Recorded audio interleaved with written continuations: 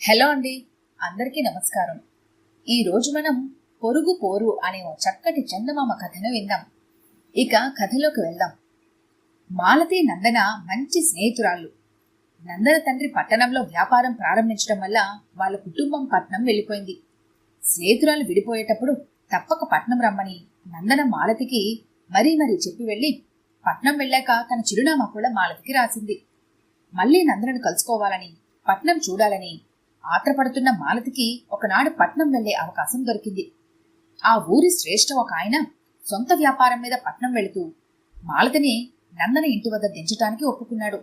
పట్నం చేరాక ఆ శ్రేష్ఠి ఆలస్యం అవుతుందని మాలతిని నందన ఇంటి సమీపంలో దించి తన బండిని తోలించుకుని పోయాడు. మాలతి నందన ఇంటిని సులువుగానే కనుక్కున్నది. కాని నందన ఇల్లు తాళం పెట్టి ఉన్నది. మాలతి ఏం చేయటానికి తోచక పక్క ఇంటికి వెళ్లి లోపలికి తొంగి చూసింది. ఆ ఇంటి ఆడమనిషి నడి వయసు స్త్రీ. ఎవరమ్మా, ఏం కావాలి అని మాలతిని అడిగింది. మాలతి ఆమెకు తన పరిస్థితి చెప్పుకొని నందన ఎక్కడికి వెళ్ళింది, ఎప్పుడు వస్తుంది అని అడిగింది.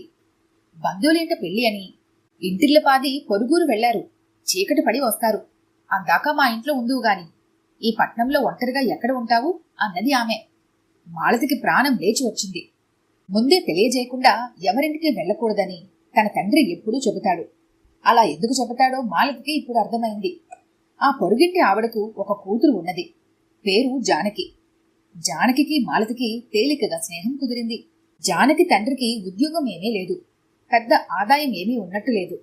అయినా వారు ఎంతో మంచి హృదయంతో ముక్కు మొహము ఎరగని తనను ఆదరించటం చూసి మాలతి ఎంతో ముచ్చటపడింది. పగలు జానకి మాలతిని పట్నమంతా తిప్పి చూపించింది. ఆ సాయంత్రం జానకి స్నేహితురాలి పెళ్లి విందు ఉన్నది. కనీసం జానకైనా వెళ్ళకపోతే బాగుండదు. కాని జానకి వెళ్ళటానికి బిడియపడింది. నేను వెళ్ళనమ్మా, ఆ పెళ్లికి అంతా గొప్ప గొప్ప వాళ్లు వస్తారు, కట్టుకోవటానికి మంచి చీరలేదు, మెడా చేతులు బోసిగా పెట్టుకుని నేను విందుకు వెళ్ళానంటే మిగిలిన వాళ్ళ మధ్య పని మనిషిలా ఉంటాను, నేను వెళ్ళనులే అన్నది జానకి తన తల్లితో. ఈ మాట వినగానే మాలతి జానకి తన పెట్టె నుంచి పట్టుచీర తీసి ఇచ్చి తన నగలు పెట్టి ఇక పెళ్లి విందుకు వెళ్ళిరా అన్నది. జానకి అభ్యంతరం చెప్పకుండా విందుకు వెళ్ళింది. చీకటి పడింది, పొద్దుపోయింది. పెళ్లికి వెళ్లిన నందన వాళ్ళ కుటుంబం రాలేదు.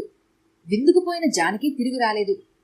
జానకిని తీసుకువస్తానని బయలుదేరిన తండ్రి గుమ్మంలో పడి ఉన్న కాగితం తీసి చదివి వెర్రి కేక వేశాడు. మాలతి చప్పున వెళ్లి ఆయన చేతి నుంచి కాగితం తీసుకుని చదివింది.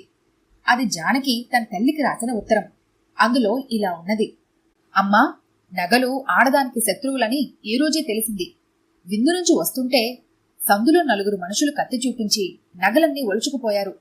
మాలతికి నా మొహం ఎలా చూపించేది? పరాయిసము పెట్టుకున్నందుకు నాన్న నా గొంతు నిలువేస్తారు. అందుకే వెళ్ళిపోతున్నాను, నా కోసం వెతకవద్దు.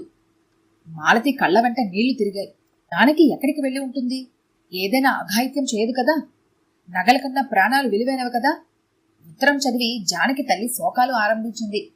జానకి తండ్రి మాలతితో, అమ్మా, కాలక్రమాన నీ నగల ఖరీదు ఇచ్చుకుంటాను. జానకిని వెతికించే ప్రయత్నం నేను చెయ్యలేను, నా దగ్గర చిల్లి గవ్వలేదు అని కన్నీళ్లు పెట్టుకున్నాడు. బాబుగారు, నా నగల డబ్బు మీరు ఈయనవసరం లేదు. ముందు జానకిని వెతకటానికి మనుషుల్ని పంపండి.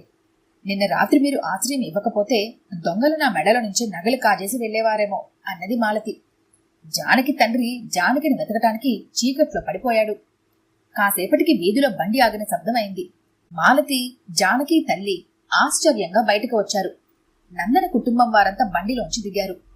పక్క గుమ్మంలో నిలిచి ఉన్న మాలతిని చూడగానే నందన ఆశ్చర్యంతోనూ ఆనందంతోనూ వచ్చి కౌగిలించుకున్నది. తరువాత మాలతి ఆమె వెంట తన పెట్టెతో సహా వారి ఇంటికి మారింది. మాలతి లోపలికి రాగానే నందన, ముందు నీ పెట్టి తెరిచి సామానంతా ఉందో లేదో చూసుకో, నీకు ఆ దొంగల ముఠాయే దొరికిందా అన్నది. మాలతి నిర్ఘాంతపోయి నందనకు జరిగిందంతా చెప్పి, నువ్వు పొరబడుతున్నావు, వాళ్ళు చాలా మంచివాళ్లు, పాపం నా మూలంగా జానకి ఎటో వెళ్లిపోయింది అన్నది బాధగా. నందన కటువుగా, ఎక్కడికి పోదు, నిక్షేపంగా వాళ్ళ బంధువుల ఇంట ఉండి ఉంటుంది. ఇదంతా నాటకం. పట్నం మోసాల సంగతి నీకింకా తెలీదు. మెత్తగానే గొంతులు కోస్తారు. ముఖ్యంగా వీళ్ళను గురించి చుట్టుపక్కల అందరికీ తెలుసు. ఏమాత్రం ఏమరపాటుగా ఉన్నా గుడ్డలు గిన్నెలు కాజేస్తారు. వీళ్ల పోరు భరించలేకుండా ఉన్నాం. దొంగలు నిలువుదోపుడు చేసిన జానకి ఉత్తరం రాయటానికి కలమో కాగితమో ఎక్కడి నుంచి వచ్చి ఉంటుందని నువ్వు ఆలోచించావా? తేలికగా మోసపోవటానికి వీళ్ళకు నువ్వు దొరికావు అన్నది.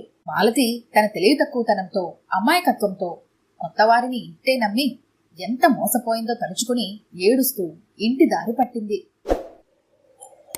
ఈ కథ గనుక మీకు నచ్చినట్లయితే లైక్ చేయండి, షేర్ చేయండి. మరిన్ని ఇంట్రెస్టింగ్ కథల కోసం మా ఛానల్ని తప్పకుండా సబ్స్క్రైబ్ చేసుకోండి.